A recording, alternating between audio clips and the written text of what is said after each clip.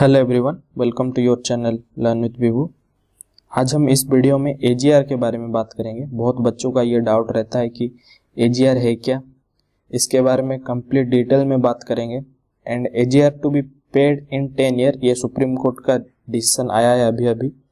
And AGR है क्या, and it is called adjusted gross revenue, इसके बारे में पूरा बात करेंगे इस वीडियो में।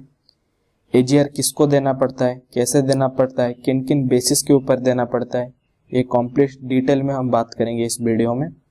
Before moving to the video, please make sure you have subscribe to the channel and hit that bell icon to get notified as well. So let's start this video.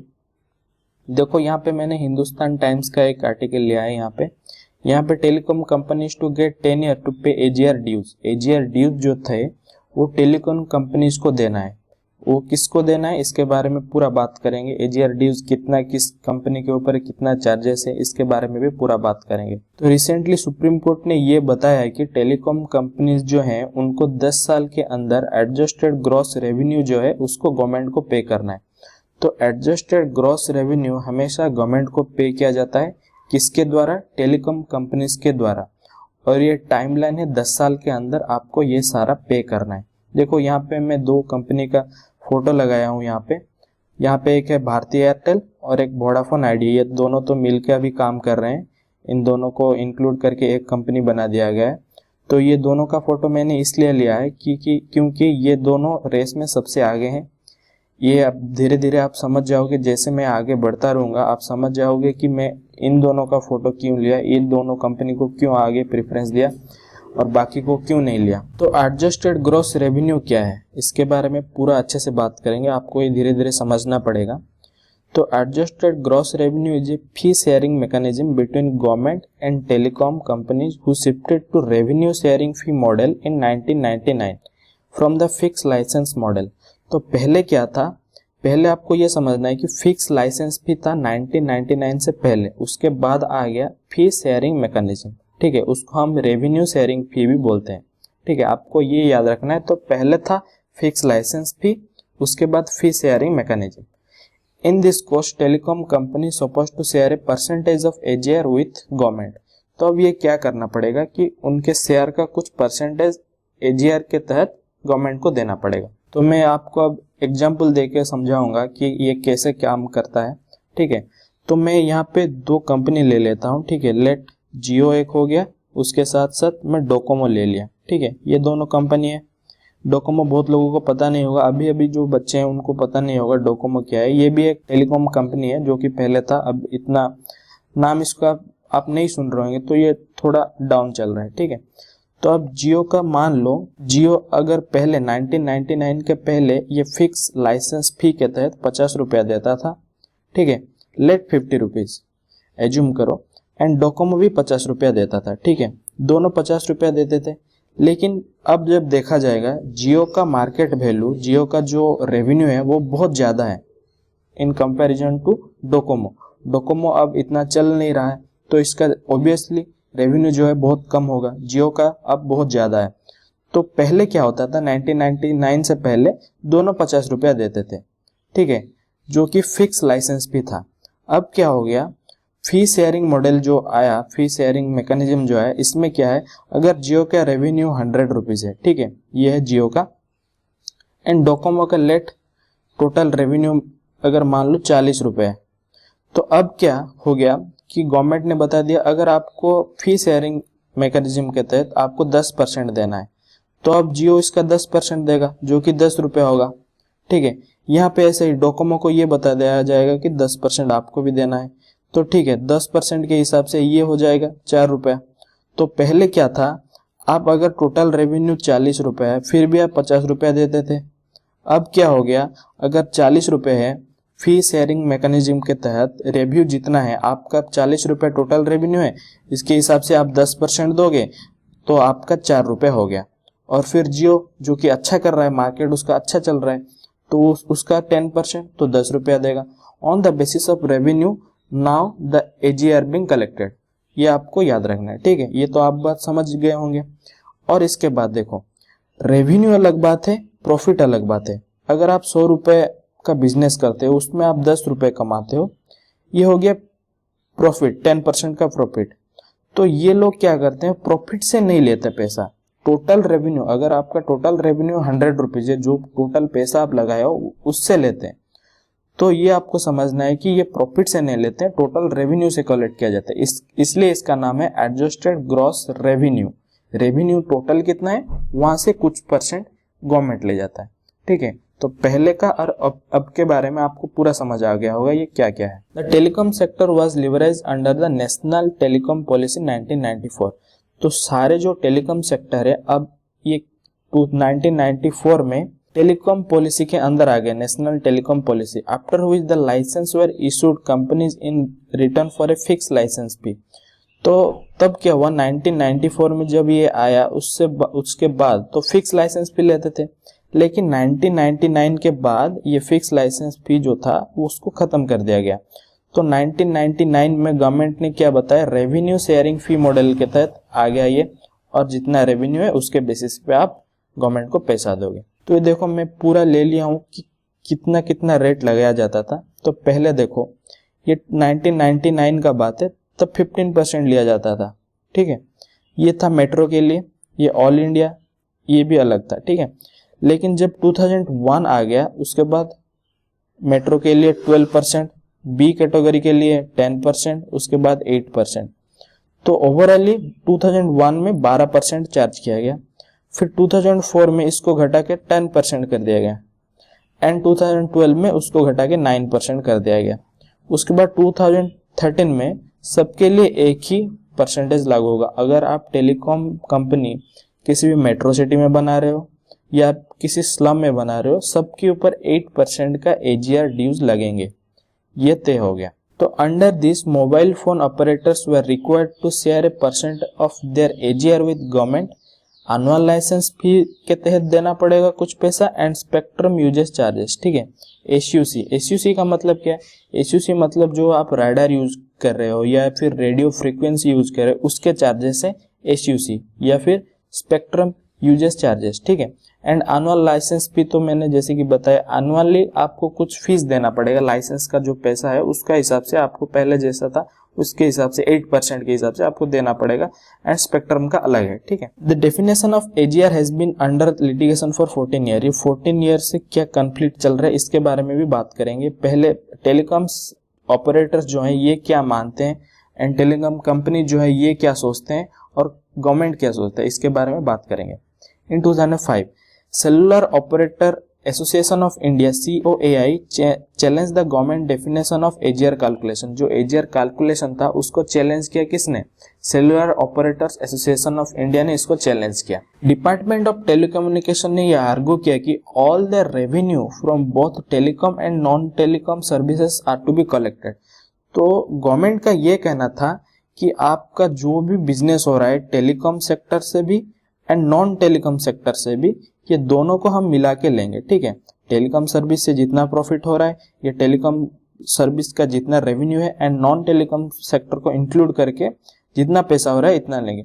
तो telecom service का मतलब आपका जो आ जाता है calling, data, ये सब आ जाता है टेलीकॉम सर्विस के ऊपर, एंड नॉन टेलीकॉम सर्विस के ऊपर आपको कभी कभी जब आप मोबाइल खरीदते हो उसके साथ साथ किसी फोन के साथ जियो का सिम फ्री मिल जाता है या फिर एयरटेल का सिम फ्री मिल जाता है, तो ये आ जाता है आपका नॉन टेलीकॉम सर्विस के ऊपर। इसमें भी उनको पैसा कुछ मिलता है, वो भी रेवेन्यू में इंक्लूड करने को बताया गया। The companies claim that AGR should comprise just the revenue accrued from the core services. तो कंपनी का क्लेम ये करना था, कंपनी ये चाहते थे कि हम कोर सेक्टर से जितना भी रेवेन्यू है हमारा उसके हिसाब से आप पैसा लो, नॉन टेलीकॉम सर्विस जो है उससे पैसा आप मत लो हमसे। And not dividend interest income और profit on the sale of any investment और फिक्स एसेट। जो फिक्स एसेट है और हम कहीं पे अगर ज्यादा इन्वेस्ट कर रहे हैं उसका पैसा हमसे ना लो, जितना हम कोर सेक्टर से रेवेन्यू कलेक्ट करते हैं या कोर सेक्टर का जितना पैसा है उसके हिसाब से आप कुछ शेयर करके ले जाओ, लेकिन नॉन टेलीकॉम सर्विस से मत लो। तो इसमें क्या क्या प्रॉब्लम आता है ये मैं बता देता हूँ। तो टेलीकॉम कंपनी जो है वो उनका रेवेन्यू को कोई बढ़ा के दिखाता था, कोई कम करके दिखाता था। ऑब्वियसली कोई ऐसा नहीं चाहेगा कि ज़्यादा बढ़ा के दिखाए, लेकिन जो जो नॉन टेलीकॉम सर्विस को इंक्लूड करके बढ़ा के दिखा देते थे एंड कोई कोई तो कम ही दिखाते थे, क्योंकि जितना कम रेवेन्यू दिखाओगे आप उतना कम पैसा देना पड़ेगा गवर्नमेंट को। तो इसलिए ये सब चक्कर था रेवेन्यू में। तो नॉन टेलीकॉम सर्विस जो अब ऐड हो गया इसमें, तो इनको ऑब्वियसली ज़्यादा देना पड़ेगा, तो जो कि टेलीकॉम कंपनी को ये मंजूर नहीं था। इन 2015 TDSAT telecom dispute settlement and appellate tribunal, इन्होंने क्या किया, इन्होंने टेलीकॉम कंपनीज को सपोर्ट किया। यहाँ पे देखो लिखा गया in favour of telecom companies and held that AGR include all the received accept capital receipts and revenue from non core sources. तो नॉन कोर सर्विसेज जो है, जो नॉन कोर सोर्स जो है उसका इंक्लूड नहीं करना है, ये बता दिया TDSAT ने 2015 में। ठीक है, ये टेलीकॉम कंपनी को सपोर्ट किया। उसके बाद क्या हुआ, however setting aside TDSAT's order, supreme court ने क्या ऑर्डर किया 2019 अक्टूबर में, ये बताया कि जो AGR है ये बोथ इंक्लूड करेगा core sector and non core sector. ये डिपार्टमेंट ऑफ टेलीकम्युनिकेशन ने भी ये बताया कि आपको बस कोर सेक्टर का नहीं देना है, दोनों का इंक्लूड करके देना है। तो ये पूरा इशू है कि कंपनी जो चाहते हैं वो बस चाहते हैं कि हम कोर सेक्टर का दें, इसलिए वो ज्यादा पैसा नहीं देते थे। गवर्नमेंट ने चाहा कि दोनों का मिला के देना है, तो ये था total dispute. As per government definition AGR include the rental receipt, divided income and income from any other activities. तो देखो ये गवर्नमेंट का कहना है कि आपका जो अदर एक्टिविटीज रहता है वहां से भी जो पैसा जो भी स्पॉन्सर करते हो आप, या फिर जो भी रेवेन्यू, टोटल रेवेन्यू आप जहां पे भी खर्चा करते हो, कुछ इन्वेस्टमेंट करते हो, जो भी हो जाए, टोटल रेवेन्यू को कलेक्ट करने के लिए, टोटल रेवेन्यू से कुछ शेयर लेने के लिए ये गवर्नमेंट का माना था। Later on court rejected 20-year payment timeline proposed by the central government. तो इस जो पेंडिंग था पैसा, तो सेंट्रल गवर्नमेंट ने बता दिया कि 20 ईयर का टाइम पीरियड दे दो इनको और ये लोग इसको पे कर देंगे। लेकिन सुप्रीम कोर्ट का ये बताना था कि 20 year time is too much, तो 10 ईयर का टाइम दिया जाएगा एंड आपको AGR ड्यू जो भी थे उसको पे करना पड़ेगा। तो यहाँ पे देखो मैंने जो ड्यूज थे उसका ले लिया है, थोड़ा डाटा ले लिया है मैंने। यहाँ पे देखो लाइसेंस फी है यहाँ पे एंड स्पेक्ट्रम यूजेस फी है। मैंने जैसे कि बताया दोनों के बेसिस पे ही टोटल कलेक्ट किया जाता है। यहाँ पे देखो सबसे पहले मैंने बताया था, जो फर्स्ट स्लाइड था मेरा, वहाँ पे एयरटेल और वोडाफोन आइडिया का मैंने फोटो लिया था, क्योंकि ये दोनों रेस में सबसे आगे थे। देखो इन पे लाइसेंस फी का 21682 करोड़ का है। यहाँ पे देखो स्पेक्ट्रम चार्जेस 19825 करोड़ का है। वोडाफोन का वैसे ही 28308 करोड़ है, यहाँ पे 11004। ठीक है, तो ये हो गया टोटल। यहाँ पे देखो ऐसे भी कंपनीज हैं जो कि अब नहीं चल रहे हैं, एयरसेल हो गया, आरकम हो गया, ये तो अभी चल ही नहीं रहा है, लेकिन इनके ऊपर भी ड्यूज बहुत सारे हैं, इनको भी पे करना पड़ेगा, जो कि अभी प्रॉफिट में चल ही नहीं रहे एंड ये सब चलना बंद ही हो गया। ऐसा नहीं कि बिल्कुल प्राइवेट सेक्टर की ये टारगेट किया जा रहा है, ऐसा नहीं है। BSNL यहाँ पे इंक्लूडेड है एंड MTNL जो कि गवर्नमेंट का है। ठीक है, ये दोनों भी इंक्लूडेड है इसमें, लेकिन यहाँ पे दिखा नहीं गया, लेकिन ये भी दोनों, इनके ऊपर भी बहुत सारे ड्यूज हैं, इनको भी ये पे करना है। ये 1.34 लाख करोड़ का फीस है एंड पेनल्टी। ये बस पेनल्टी नहीं, इसके ऊपर थोड़ा इंटरेस्ट भी लग गया। देखो आप अगर आप कुछ पैसा जो ड्यू है तो वो आपको टाइम से दे देने पर ना इंटरेस्ट नहीं लगेंगे, लेकिन इन्होंने क्या किया, वो टाइम पे नहीं दिया। इनका तो डेफिनेशन ही मानना कुछ अलग था।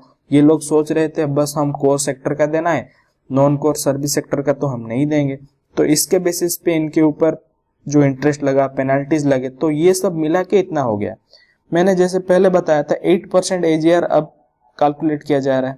Total impact to be 1.4 lakh crore, total impact जो है 1.4 लाख करोड़ का है। तो यहाँ पे देखो अब पता चल जाएगा आपको। देखो ये लाइसेंस का जो फी था ना, टोटल 23,189 का था, लेकिन जो टोटल फी हो गया है 92,000 करोड़ के आसपास हो गया, क्योंकि यहाँ इसके ऊपर इंटरेस्ट लगे, पेनाल्टी लगे, तो ये सब मिला के 92,000 करोड़ हो गया है।